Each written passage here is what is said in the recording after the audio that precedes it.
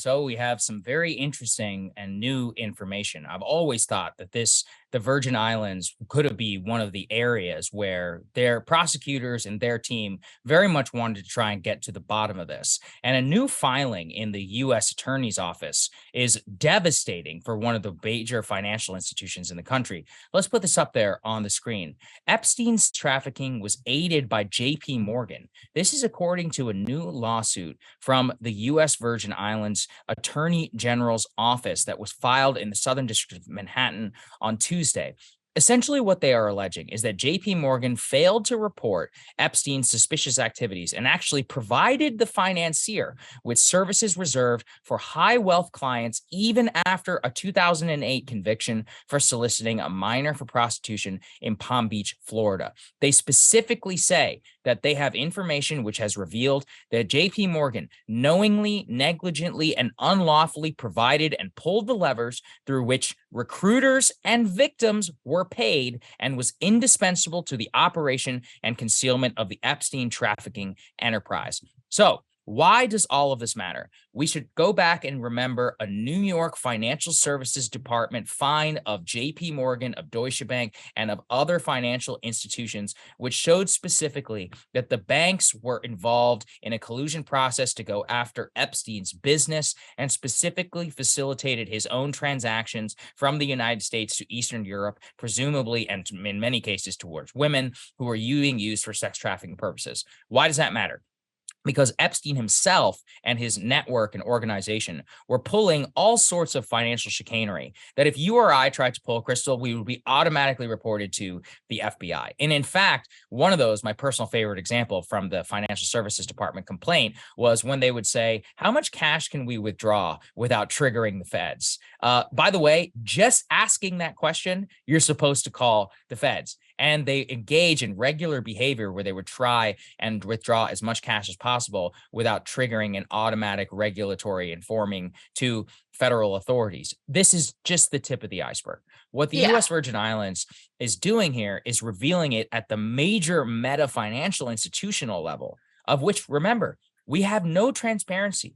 Outside of that financial services fine that happened for Deutsche Bank in, I think it was in 2021, we have no more clarity because the Ghislaine Maxwell trial focused on crimes. And I'm not saying these weren't valid, but on things that happened in so far limited in scope and so long time ago. The actual architect of all of the power networks, the people like Leon Black, the billionaires, the Wall Street, the financial institutions, all of it remains outside of public record. So this is a very important case that's happening here. Yeah, I mean, the Ghislaine Maxwell trial, I think it's pretty clear, was engineered to protect as many powerful people as possible while still putting her in prison because the public was just not going to accept her ultimately going free. So when you look at this pattern with these financial institutions, keep in mind, like, maybe before he was a convicted sex offender, maybe you could sort of turn a blind eye and make up some innocent reason for these strange transactions. But they continued to do business with him and seek out business with him after he's a convicted sex offender. And these are sophisticated institutions. You don't think that they don't know what suspicious financial transactions look like, what, they are supposed to report under the law in terms of suspicious financial transactions. So it really is, disgusting. All they cared about ultimately was the money. And then the next twist in this story is this attorney general for the Virgin Islands, who's seems to be pretty dogged in her pursuit of accountability and exposing the enablers of the Jeffrey Epstein sex crimes ring. She was fired from her job for filing this lawsuit against JPMorgan Chase. Go ahead and put this piece up on the screen here. She was fired days after suing JPMorgan Chase over the Jeffrey Epstein ties. And it says in the article, I mean, they out and out acknowledged that this was the reason for her dismissal. They didn't even try to make up like, oh, no, it had something to do with her other conduct and it really had nothing to do with Epstein. No, they were like, no, this caught us off guard. And so we relieved her of her duties. So even from the grave, this man is still being protected. But more to the point, all of the powerful people who were caught up in this or who enabled this and chose to look the other way or were active participants, they continue to be protected at the highest levels. Yes, I want to underscore again that Denise George, the attorney general here, who was fired, has been really courageous on this investigation for years now. Let's go ahead and put this up there on the screen. It's a news item from a couple of years ago, but it shows you that in an initial lawsuit that she actually filed, they allege that Epstein was trafficking girls as young as 12 years old to the U.S. Virgin Islands on the property and the island that he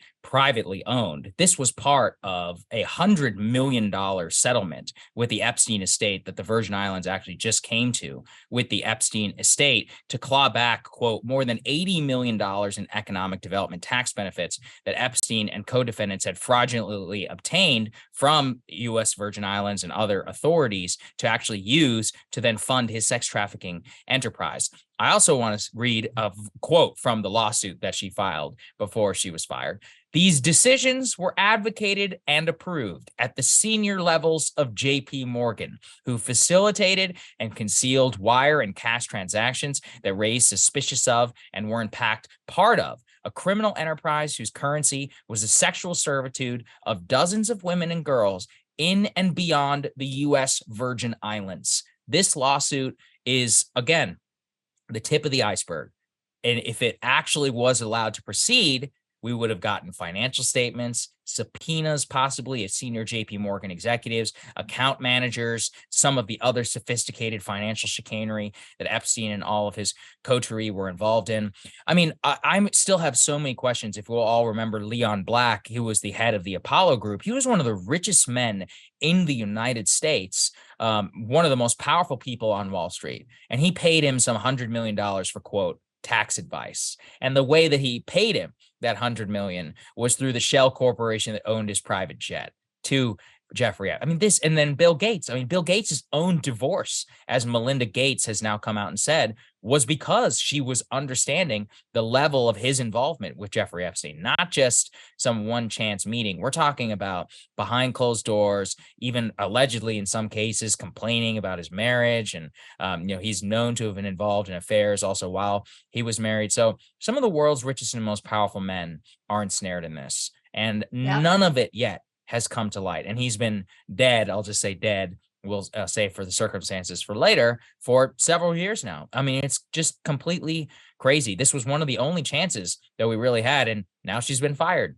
And, I'll let you surmise about why exactly that would happen. Hey guys, ready or not, 2024 is fully upon us now, and Saagar and I have been brainstorming ways that we can really up our game for this critical election. Yeah, we rely on our premium subs to expand our coverage, to add staff, to upgrade the studio. We just want to give you the best independent coverage of this election, which is possible. So if you can help us out, become a premium subscriber today, breakingpoints.com, or the link is down here in the description video. It really means the world to us, and if you like what we're all about, this is the best possible way to keep us 100% independent, working only for you.